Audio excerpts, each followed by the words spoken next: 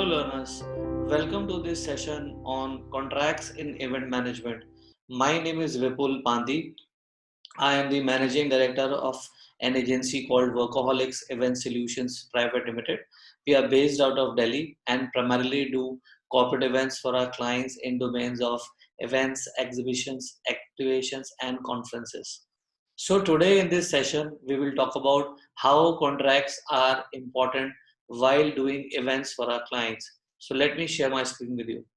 So contracts are a integral part of any event management learnings, that you do, any event that you do.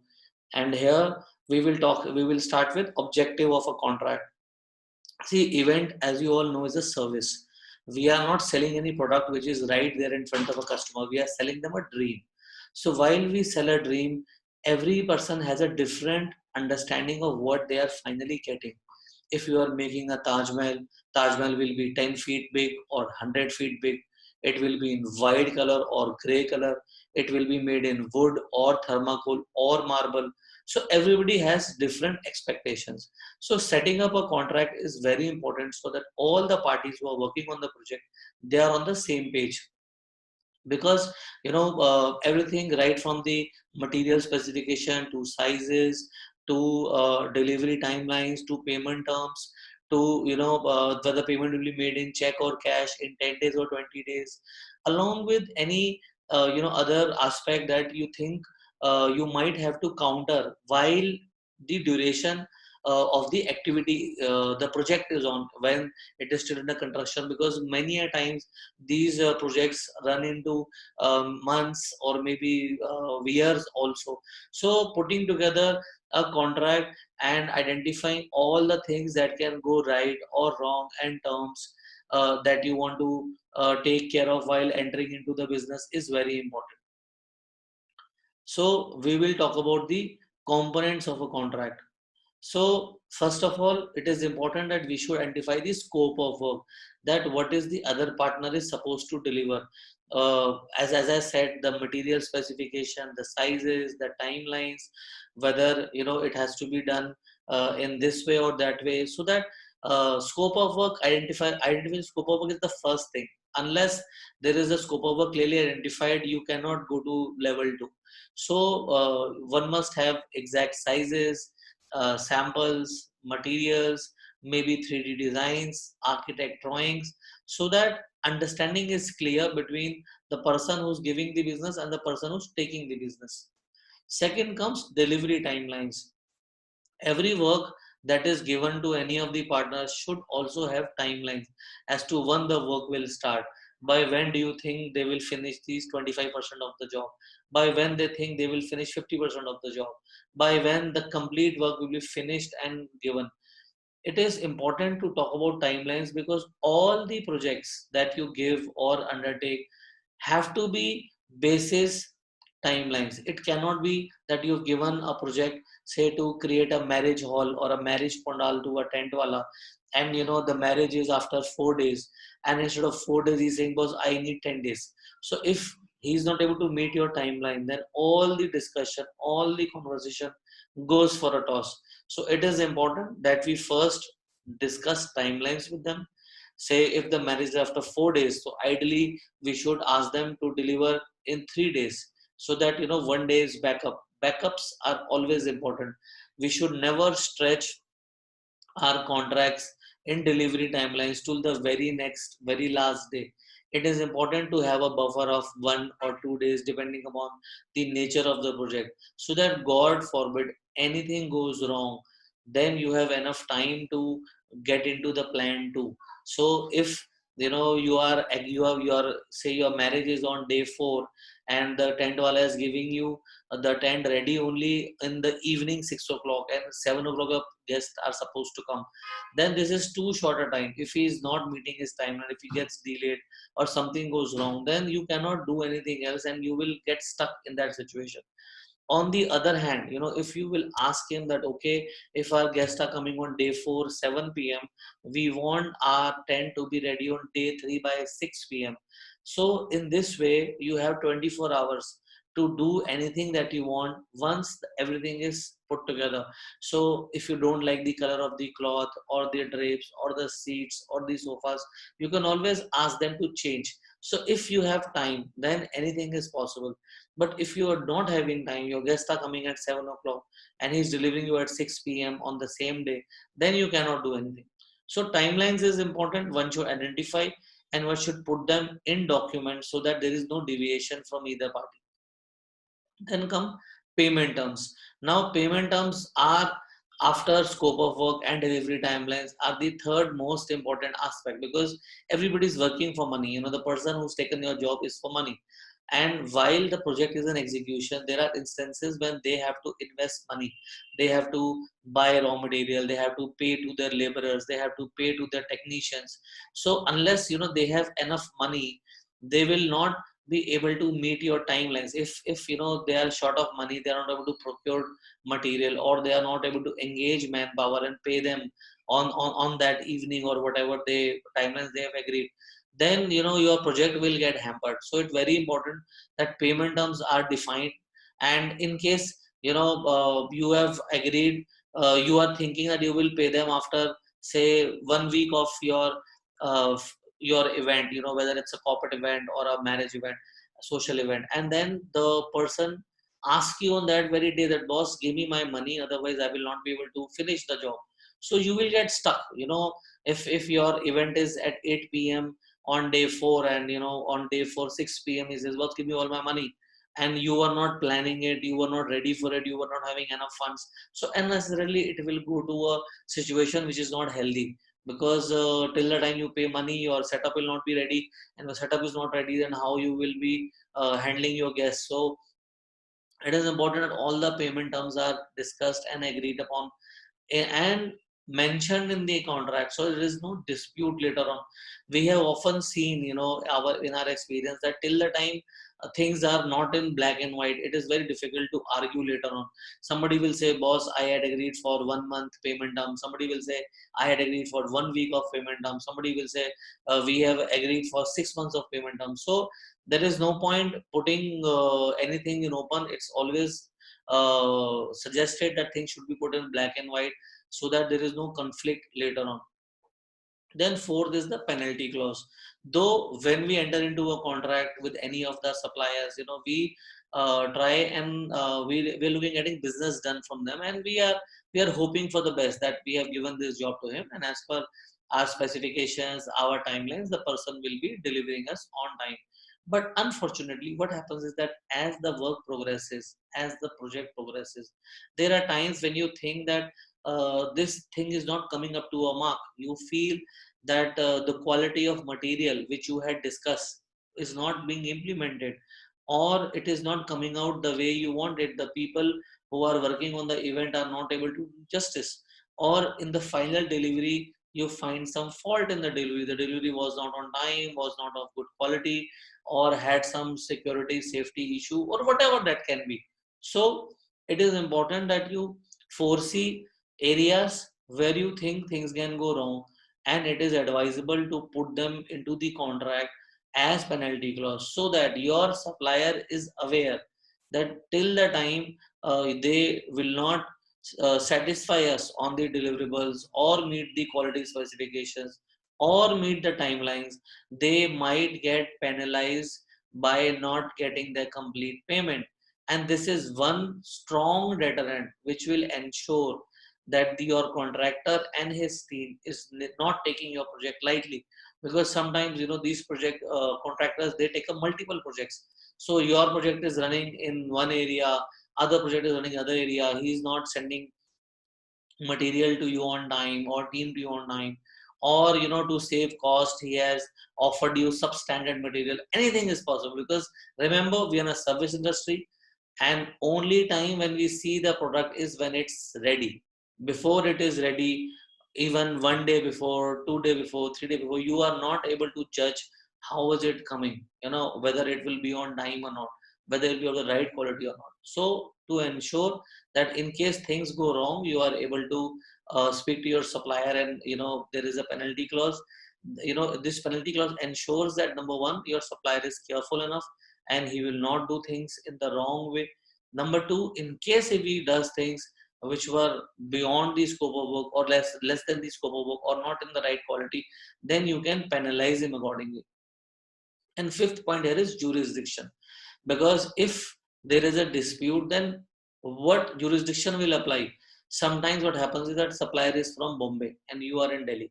So it is always important to mention the jurisdiction area, for example, in Delhi, in your home city, where it is convenient for you to file a case in court and then address, so that there is absolute clarity, not at the time of litigation, but even before you are entering into a contract.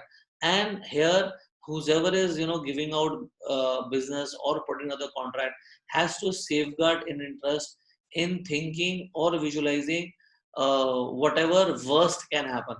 See, if everything goes as per plan, then maybe contracts have a very little role to play, because everybody knows that this was the scope of work, this was the delivery quality, this was the timeline, this was the money. Then there is no need to maybe people think it is not important to have a contract only or have a detailed contract.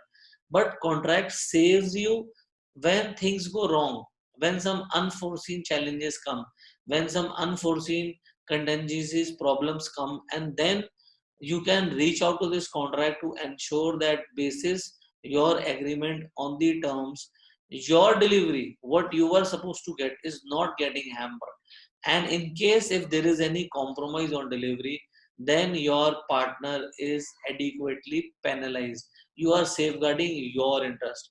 So whenever you draft a contract, it is said, hope for the best and prepare for the worst. So contracts are to be defined for keeping in mind that worst can happen and you are prepared and you are ready for it. Next, we will talk about different kind of skills which are required to put together a contract.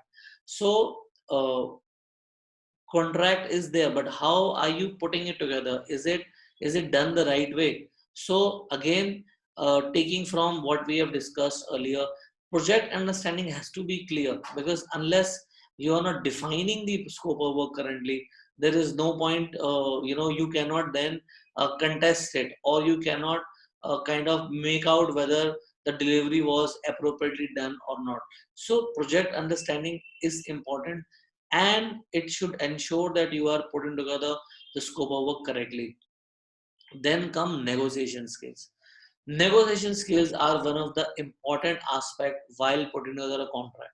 And when we say negotiation, it does not only mean the money, but it also means all the terms and conditions that are being put together. As we usually say that money saved is money earned. So while we are putting together a contract with our clients or with our vendors, negotiation skills play an important role. When we are negotiating a contract with our clients, then we try and ensure that we have maximum terms included to safeguard our interest.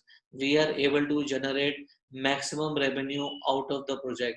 So not only we are expected to negotiate and get the project closed at a higher cost, but also while putting together the other aspects of the contract, you should be able to safeguard your interest in case things go wrong. Similarly, while we give business to others, negotiation skills come in picture to ensure that we are able to save money as much as possible while we delegate or sublet our projects to our suppliers. So, right negotiation with them, getting the right pricing, getting the right terms in terms of the timelines, quality, in terms of the penalty clause, everything comes under negotiation skills.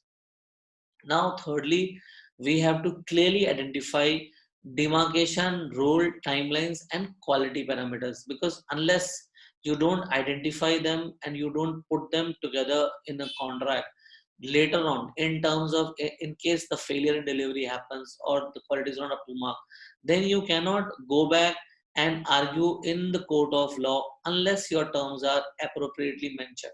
So be very careful and identify the roles. What is the role of the party who's giving the contract? What is the role of the person who's taking the contract? If there are any third parties also involved who have a role to play, then you must identify their roles also. that this job will be done by us, this job will be done by you, and this job will be done by them, and together three of us have to complete this project by this time. So it is important that roles are clearly defined. Delivery timelines. Now, when we say delivery timelines, it should not be just the end product. We cannot give a contract to someone and go back home and sleep that boss he will deliver on time. No, we have to constantly have a check on it. So for example, you can divide the delivery timelines into, say, 25% of the work will be completed by this time, 50% will be completed by this time, 75% completed on this day and this time. Because this way you are able to check the progress or any delay that might happen in your product right before it actually is supposed to get delivered. So you are not getting a surprise, you're not getting a shock. You already knew that if your project has to get ready by, say, 10th of a month, then half of the job has to get over by, say, 5th or 6th of the month. And if it is not getting ready by that time, that is when you can raise an alarm.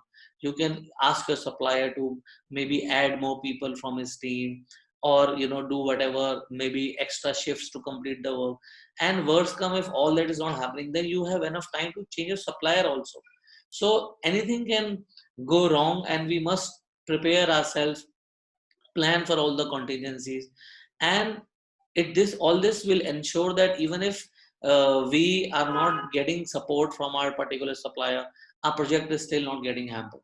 And then lastly, everything has to be done in the appropriate legal way. You cannot write things, but if they are not clear, they are not in legal language, and when you go to the court of law, then you will not be able to take reference from them. So it is important that you first have a basic understanding as to what the law requires when a contract gets into litigation. Or else you can maybe take support from your friends or a professional lawyer to put together things in the right legal language. Because as I said earlier, that if things go right, then maybe contract is of not that important, because everybody knows what is to be done, they deliver it and it's over. But when things go haywire, when the deliveries are delayed, when the quality parameters are not met, when there are other unforeseen challenges that come, that is when these contracts can save your organization from a big business loss that you might face in case if you are not planned well.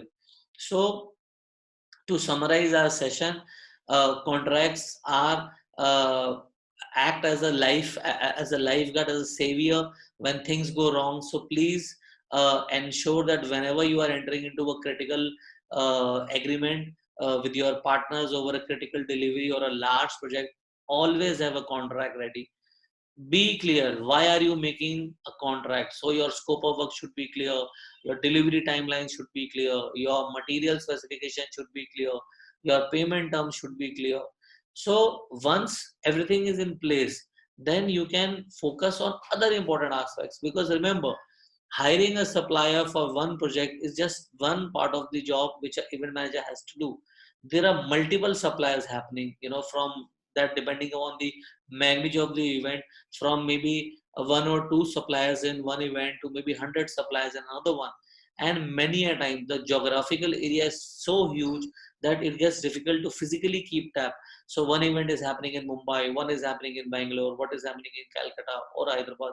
So whenever we are, it's not that there is an event happening in a hotel and we are right there, we can see everything, we are present ourselves. No, that cannot be taken for granted. There can be case where we are not able to see the how the preparations are going, we are not able to oversee how the work is happening in the workshop, or maybe sometimes in the final event also you have some other project and you cannot travel, you cannot go. So ensure that all these things that can go wrong are addressed in the contract, and your supplier is well aware that this is what they have to give, these are the timelines, these are the modes and the terms of payments, these are the penalties that they might have to face in case if they are not able to deliver on time. And in case if it has to finally go to the law, then this is a jurisdiction process that they have to follow. So putting together the right contract saves you from things that can go wrong. It is very important to enter every agreement or contract in writing which saves you and your organization from a potential loss in some event that you may have never ever thought in your life. Any damage that may come to your event through natural or man-made causes or through some act of government. So all these things will be your insurance and will ensure that while you work on a project, your graph is always going higher and higher. The quality of your work is increasing by every project. Workload on you and your core team decreases with a right contract, and you are able to make enough profits for your organization to grow like this in times to come. With this, we end this session for now. For any further inputs, you can write to me at vipul@workaholicsindia.com, and I will be more than happy to share further insights into how important contracting is and how it can be done. I wish you all the best in your quest to become a good event manager. This industry is growing exponentially, and we need good people who can come become a part of our teams and help us take this industry to next level. I'm sure people who are listening to this session today are, we'll get our future leaders from among you only. So all the best and see you soon once you become an event manager. Take care. Bye bye.